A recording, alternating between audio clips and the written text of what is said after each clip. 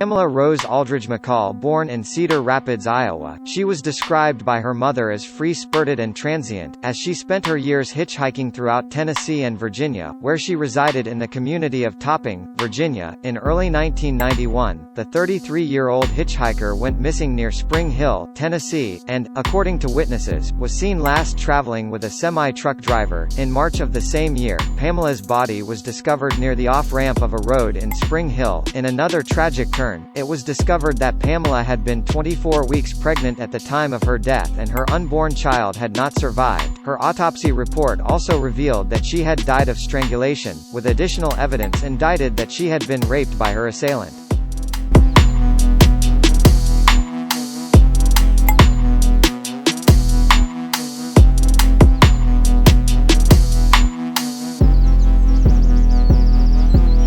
DA's office discovered that these cases were likely also linked to this unidentified truck driver that Pamela was last seen with the assistance of Wyoming detectives and a host of federal agents. Tennessee investigators narrowed their search to Clark Perry Baldwin, a 59-year-old former truck driver living in Waterloo, Iowa. Baldwin's DNA matched DNA evidence recovered from all three crime scenes, and Baldwin was arrested in May of 2020, charged with 2 counts of first-degree murder, one for Pamela and one for her unborn child.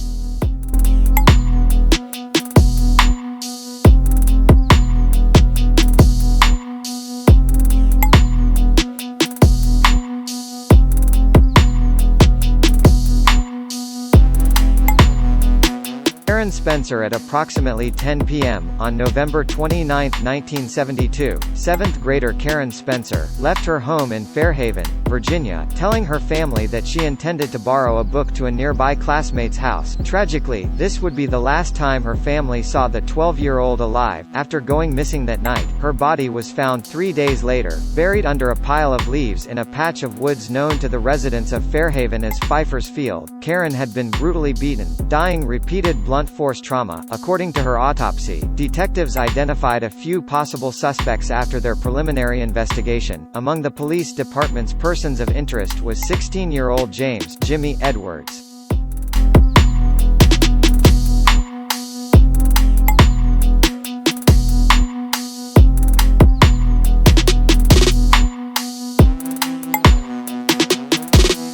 Edwards was believed to have been Karen's boyfriend at the time, though little else could be determined about the relationship between the two.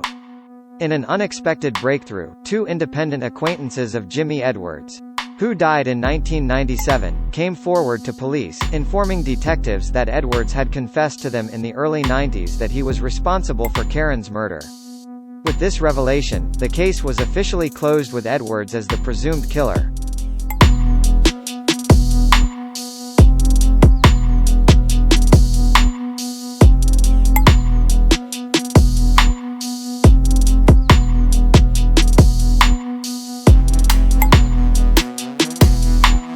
Tanya McKinley.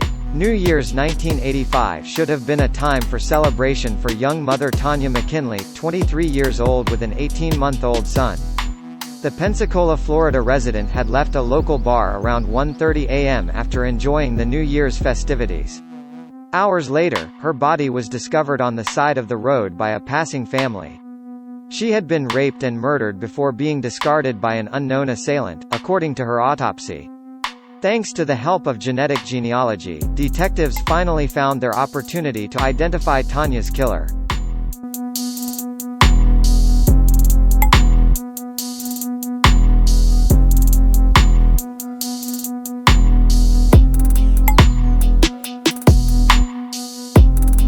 Using DNA databases, Pensacola police were able to construct a family tree of relatives with similar DNA to that of the DNA evidence collected at the scene of the crime. Through this, detectives located 57-year-old Daniel Wells, a relative to one of the matches found via the DNA database. In March of 2020, detectives trailing Wells were able to collect a cigarette butt dropped out of his car window. The DNA from the cigarette matched DNA from Tanya's murder, and, after more than 35 years, police could finally make an arrest in the case. Wells now awaits trial for first-degree murder and first-degree sexual battery, and justice can finally be given to Tanya's family, including her son, now in his mid-30s.